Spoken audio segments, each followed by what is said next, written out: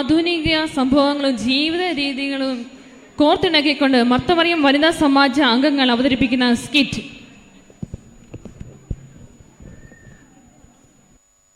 രാശിക്ക് ഒരു പുത്തൻ ഉണർവ് നൽകിയ പുതിയ നിയമത്തിൽ നിന്നും മനോഹരമായ ഒരു ഉപമ. വിശുദ്ധ മത്തായി ശ്ലീഹായി എഴുതിയ സുവിശേഷം 24-ാം അധ്യായം 1 മുതൽ 13 വരെയുള്ള വാക്യങ്ങളിൽ നിന്ന് പ്രചോദനം ഉൾക്കൊണ്ട് വർത്തമാനകാലത്തെ ചില സംഭവങ്ങൾ കോർത്തിണക്കി Kambammettu saint Mary's orthodox church Marth Mariam വനിതാ സമാജത്തിലെ അംഗങ്ങൾ നിങ്ങൾക്കായി അവതരിപ്പിക്കുന്നു 10 കന്യകമാർ.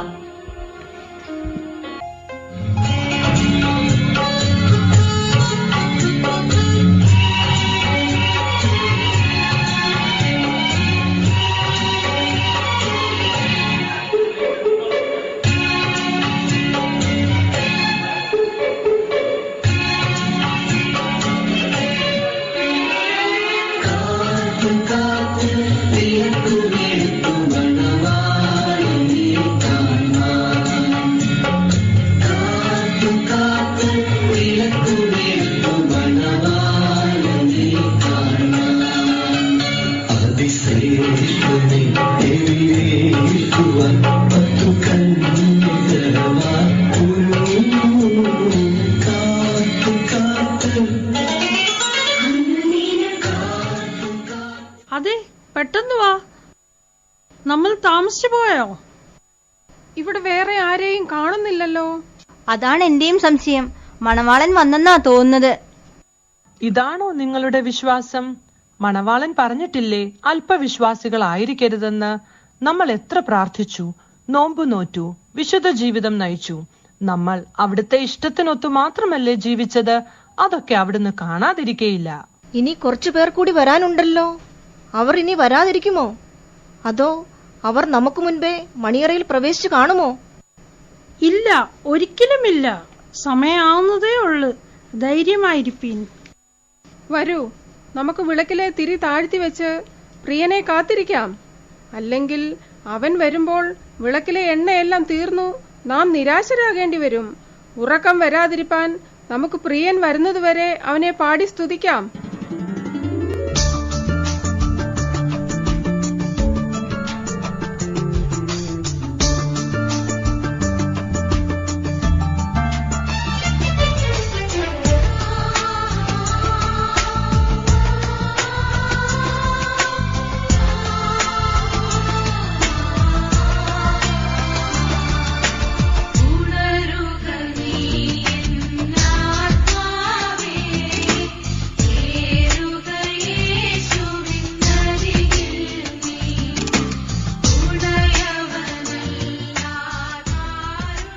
ഷോ, ആരും വന്നില്ലേ?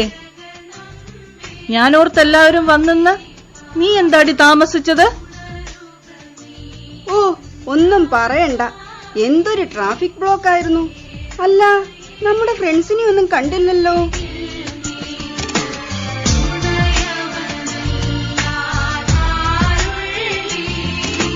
നിങ്ങൾ എന്താ വരാൻ താമസിച്ചത്? ഓ, കൊറോണയൊക്കെ അല്ലേ. ഡ്യൂട്ടി കഴിഞ്ഞിറങ്ങിയപ്പോൾ അല്പം ലേറ്റായി.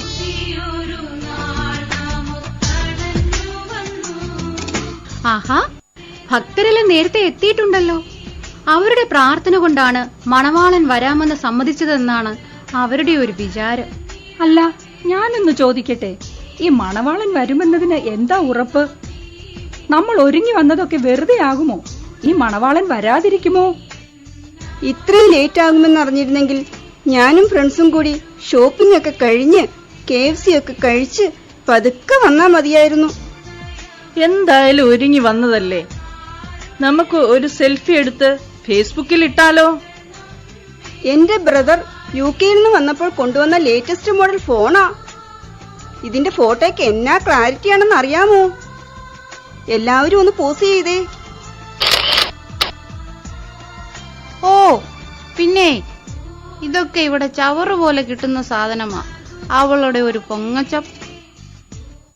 സഹോദരിമാരെ, നമുക്ക് കുറച്ചു സമയം വേദപുസ്തകം വായിക്കാം.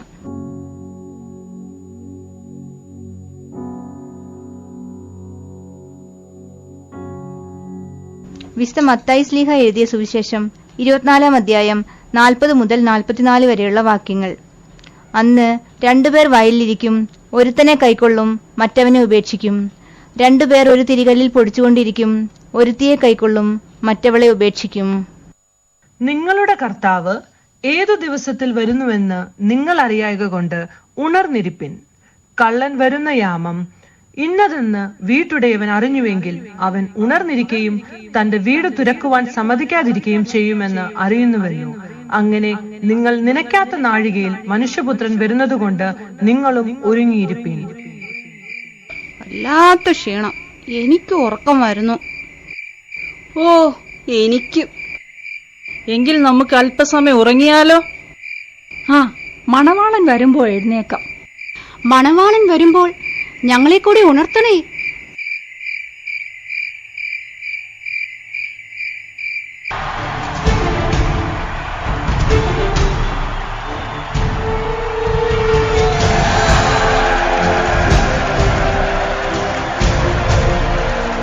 യജമാനൻ വരുന്നുവെന്ന് തോന്നുന്നു.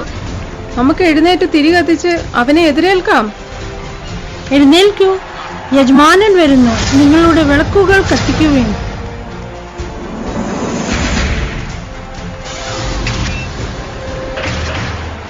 വാ വാ, നമുക്ക് വിളക്ക് കത്തിക്കാം. അയ്യോ, വിളക്കും തീപ്പെട്ടിയുണ്ട്, എണ്ണ എടുത്തില്ല. ഞാനും മറന്നു, വിളക്കിൽ എണ്ണ കാണുമെന്ന് കരുതി. ഇനി എന്ത് ചെയ്യും? നമുക്ക് അവരോട് ചോദിച്ചാലോ? അതെ, ഞങ്ങൾക്ക് കൂടി കുറച്ച് എണ്ണ തരാമോ? ഞങ്ങൾ എടുക്കുവാൻ മറന്നുപോയി. അതെ, അത് കന്യകമാരെ, ഞങ്ങളോട് തെല്ലും പരിഭവം തോന്നരുതേ. ഇതിൽ നിന്ന് കുറച്ചെണ്ണ നിങ്ങൾക്ക് കൂടി തന്നാൽ ഞങ്ങൾക്കും നിങ്ങൾക്കും അത് തികയാതെ വരും. അതുകൊണ്ട് നിങ്ങൾ വിൽക്കുന്നവരുടെ അടുക്കൽ പോയി വാങ്ങിക്കൊള്ളൂ. ഞാൻ അപ്പോഴേ പറഞ്ഞതാ അവരോട് ചോദിക്കണ്ടാന്ന്. നല്ല 1-ാം തരം വെളിച്ചെണ്ണ കടയിൽ കിട്ടും. നമുക്ക് പെട്ടെന്ന് പോയി വാങ്ങിയിട്ട് വരാം. അല്ലെങ്കിൽ ആർക്ക് വേണം ഇവരുടെ എണ്ണ?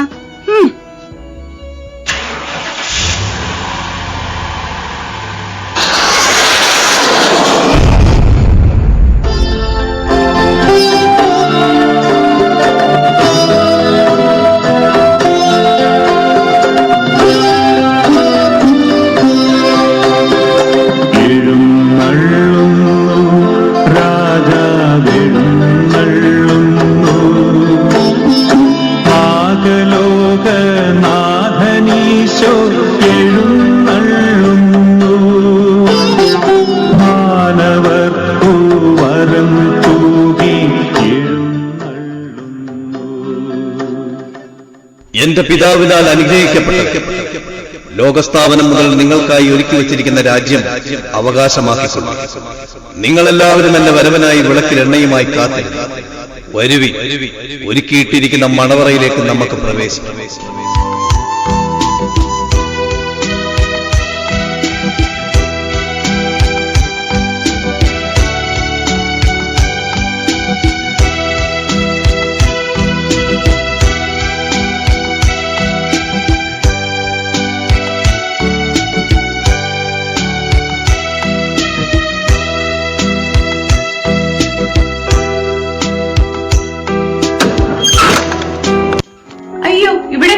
ഇല്ലല്ലോ, കർത്താവ് വന്നിട്ട് പോയോ?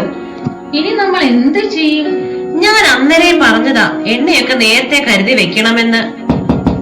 കർത്താവേ, ഞങ്ങൾ എണ്ണയുമായി വന്നു, കതക് തുറക്കണമേ. ഞാൻ അറിയുന്നില്ല. കർത്താവേ, ഞാൻ ഈ ഇടവകയിലെ ശുശ്രൂഷക്കാരന്റെ മകളാണ്. എല്ലാ ആഴ്ചയിലും പള്ളിയിൽ വരുന്നതും വിശുദ്ധ കുർബാന അനുഭവിക്കുന്നതും നീ കാണുന്നില്ലേ? എനിക്കായി വാതിൽ തുറക്കണമേ. നിന്റെ പിതാവിനെ ഞാൻ അറിയാം, എന്താ നിന്നെ ഞാൻ അറിയുന്നു. കർത്താവിന് എന്നെ അറിയില്ല. ഞാൻ ചാരിറ്റബിൾ ട്രസ്റ്റിന്റെ സെക്രട്ടറി ആയതുകൊണ്ട് എന്നെ അറിയുമായിരിക്കും. കർത്താവേ, ഞാൻ കണിയാപ്പറമ്പിൽ കൊച്ചുമറിയാമയാണ്. ഞാൻ എല്ലാ നോമ്പും മുടങ്ങാതെ നോക്കുകയും എല്ലാ ദിവസവും വേദപുസ്തകം വായിക്കുകയും അത് ഫേസ്ബുക്കിലും ഇൻസ്റ്റഗ്രാമിലും ഷെയർ ചെയ്യാറുമുണ്ട്. മാത്രമല്ല, ഞാൻ ചാരിറ്റബിൾ പ്രവർത്തനങ്ങളും ചെയ്യുന്നുണ്ട്. അങ്ങനെ എല്ലാവർക്കും എന്നെ അറിയാം. കർത്താവിന് മാത്രം എന്നെ അറിയില്ലേ? കർത്താവേ, പ്ലീസ്. നീ അനേക കാര്യങ്ങളിൽ വ്യാപൃതിയായി. എന്നാൽ വേണ്ട കാര്യം മാത്രം നീ ചെയ്തില്ല. നിന്റെ ഹൃദയം കൊണ്ട് ഒരിക്കൽ പോലും എന്നെ അന്വേഷിച്ചില്ല. ഇല്ല, നിന്നെ ഞാൻ അറിയുന്നില്ല. കർത്താവിന് എന്നെയും അറിയില്ല. ഞാനൊരു ഓർത്തഡോക്സ് വിശ്വാസി ആയതുകൊണ്ട് എന്നെ അറിയുമായിരിക്കും.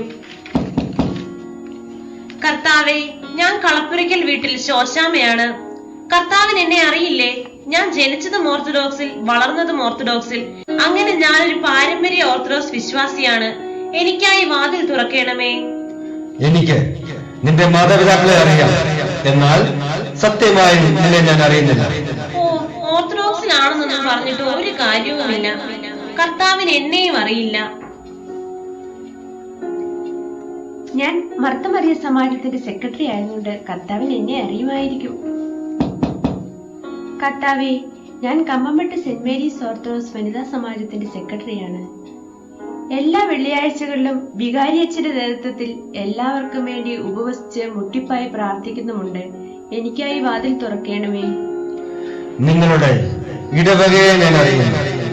നിങ്ങളുടെ ഇടവക വികാരിയായ അനിമോനത്തിനെ ഞാൻ അറിയുന്നു, എന്നാൽ നിന്നെ ഞാൻ അറിയുന്നില്ല. കർത്താവിന് എന്നെയും അറിയില്ല. ഞാനൊരു സൺഡേ സ്കൂൾ ടീച്ചർ ആയതുകൊണ്ട് കർത്താവിന് എന്നെ അറിയാതിരിക്കില്ല. കർത്താവിന് എന്നെ അറിയില്ലേ? ഞാൻ ഈ ഇടവകയിലെ സൺഡേ സ്കൂൾ ടീച്ചറാണ്. 10-16 വർഷമായി ഈ ഇടവകയിലെ കുട്ടികളെ ദൈവീയ കാര്യങ്ങൾ പഠിപ്പിക്കുകയും നന്മയെ വളർന്നു വരുവാൻ വേണ്ട നിർദ്ദേശങ്ങളും ഉപദേശങ്ങളും നൽകി വരുന്നു. എനിക്കായി വാതിൽ തുറക്കണമേ.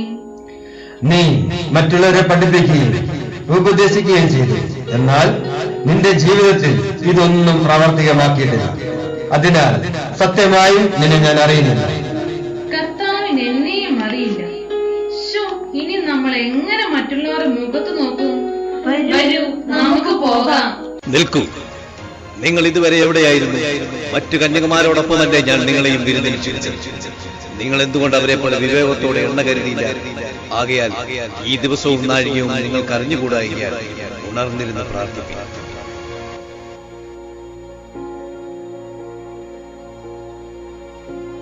ദൈവമേ, ഞങ്ങളോട് കരുണ തോന്നണമേ. എന്റെ ദൈവമേ, ഞങ്ങളുടെ തെറ്റുകൾ പുറത്ത് അങ്ങയുടെ രാജ്യത്തിൽ ഞങ്ങളെയും ചേർക്കണമേ. അഹന്തയും സ്വാർത്ഥതയും അമിതമായ ദ്രവ്യാഗ്രഹവും ഞങ്ങളിൽ നിന്നും മാറ്റണമേ. ദൈവമേ, ധൂർത്തും ആർഭാടവും ജഡീക മോഹങ്ങളും ഞങ്ങളിൽ നിന്ന് ഇല്ലാതാക്കണമേ. അങ്ങനെ നിന്റെ രാജ്യത്തിന് ഞങ്ങളെയും അവകാശം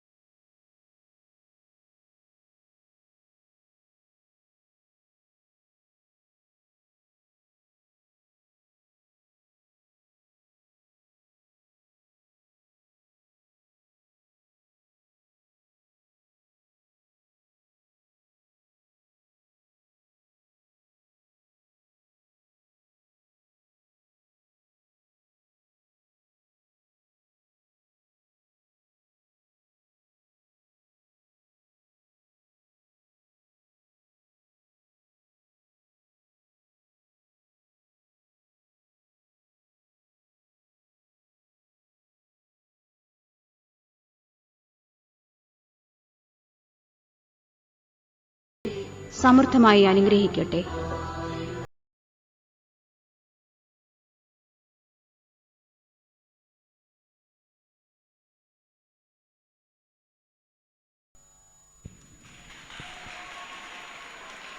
മുന്നോട്ടുള്ള നമ്മുടെ ജീവിതത്തെ കൂടുതൽ